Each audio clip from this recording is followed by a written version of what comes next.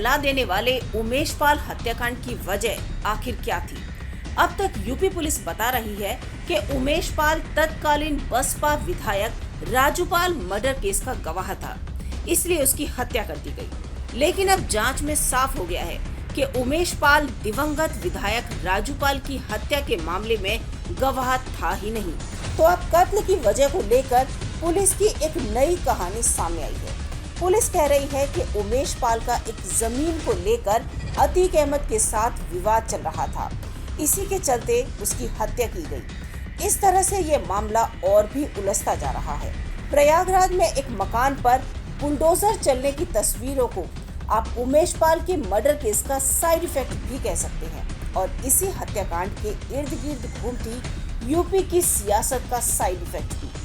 जब से कातिलों ने प्रयागराज की सड़कों पर खून बहाया है, शासन प्रशासन से लेकर पूरा तंत्र मानो इसी वारदात में शामिल शूटरों को ढूंढने के काम में जुट गया है। इस मामले से जुड़े शूटर तो फिलहाल फरार हैं, लेकिन शासन का गुस्सा उमेश पाल मर्डर केस के मुख्य आरोपी बाहुबली अतीक अहमद के नजदीकियों पर फूट रहा है। प्रयागराज के करेली इलाके में मौजूद यह आलीशान कोठी जफर अहमद खान की बताई जा रही है, और जफर अहमद को अतीक अहमद का नजदीकी।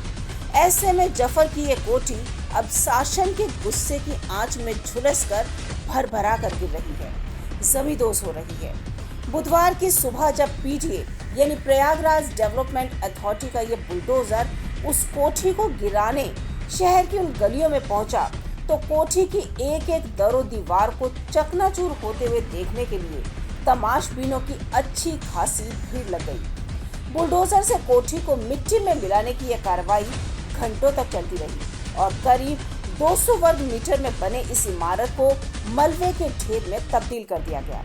बताया गया कि इस कोठी को बनाने के लिए मकान मालिक ने पीडीए से नक्शा ही पास नहीं करवाया था, लेकिन जानकारों की माने तो असल में ये उमेश पाल हत्याकांड में अतीक अहमद का नाम आने के बाद उसके करीबियों पर हो रही कार्रवाई की वो पहली किश्त है, जिसका ऐलान खुद सीएम योगी ने कुछ रोज पहले विधानसभा में कर दिया था।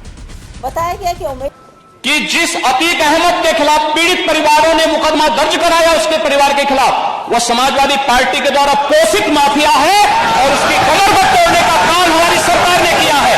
और फिर मैं कहता हूं, इसे इस माफिया को मिट्टी में मिला देंगे। सरकार किसकी है? सरकार किसकी है? गफलत में हो, ये माफिया है, इनको मिट्टी में मिलाने का काम करेंगे। अपराधी आप भी तोड़ता है। उमेश पाल की हत्या की वारदात को अंजाम देने के बाद शूटर इस कोठी में ही पहुंचे थे, और यही उनकी अतीक की बीवी शाइस्ता परवीन से मुलाकात हुई थी। पुलिस ने इस कोठी के मालिक जफर अहमद की जो जन्म कुंडली बताई है, उसके मुताबिक वो न सिर्फ अतीक का खासम खास है, बल्कि अतीक के गुंडा राज का एक अहम किरदार भी है। कोठी को गिराने के दौरान पुलिस ने इसी मकान से 2 विदेशी राइफल और तलवार मिलने की बात कही है। शासन के गुस्से की दूसरी तस्वीर लखनऊ से सामने आई है।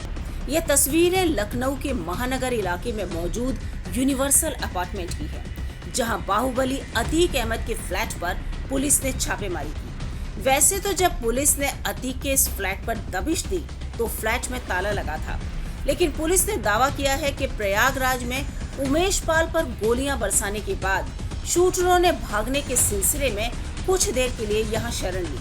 पुलिस ने इस फ्लैट की पार्किंग में मौजूद अतीक की लैंड क्रूजर और मर्सिडीज गाड़ियों को जब्त कर लिया है, और साथ ही इस फ्लैट को सील कर दिया है।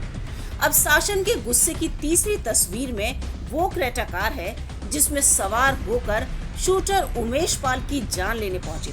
पुलिस ने जब शूट आउट की वारदात की तफ्तीश शुरू की तो पता चला कि जिस कार का वारदात में इस्तेमाल किया गया है वो प्रयागराज के ईट ऑन बिरयानी नाम के फूड आउटलेटर के मालिक नफीस अहमद की है।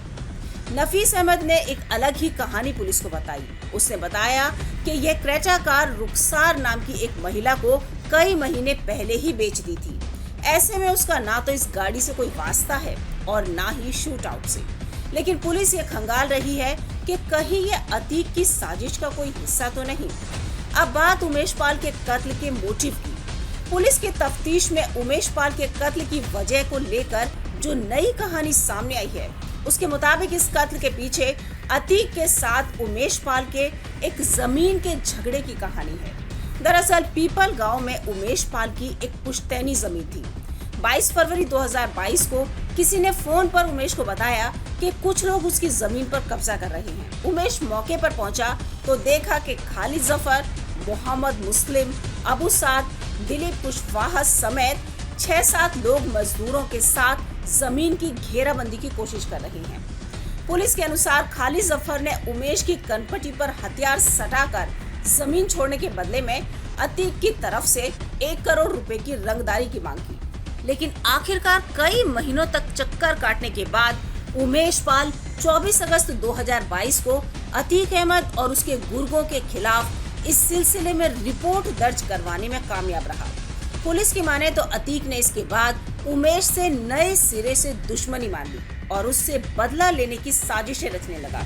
विधायक राजू पाल के कत्ल और खुद उमेश के अपहरण के मामले में उनकी दुश्मनी तो खैर पहले से ही चली आ रही थी। ऐसे में अब इस कत्ल को इसी 1 करोड़ की रंगदारी को लेकर छिड़ी हुई जंग के नतीजे के तौर पर देखा जा रहा है।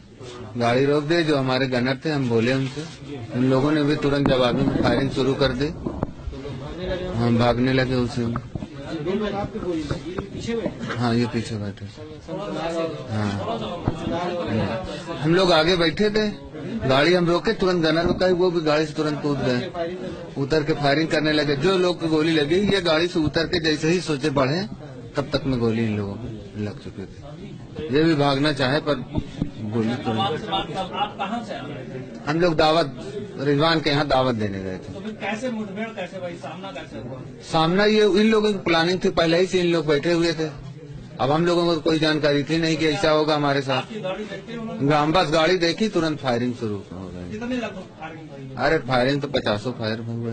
तो कौन लोग हैं वो, किनको क्या मानते हैं आप? कौन लोग हैं? रंजिश रही है क्या कि राजनीतिक वो है? राजनीतिक ये यही फूलपुर सांसद करवा रहा है पूरा, कौन? अतीक अहमद। तो किनके सब उसी के आदमी थे जो करने वाले हैं। जो पकड़ा गया वो कौन है? सब उसी के, वहीं के, उन्हीं के चेला चपांडू हैं। तो अब क्या कार्रवाई आप अपनी तरफ से क्या करते? कार्रवाई FIR हम करवा रहे हैं।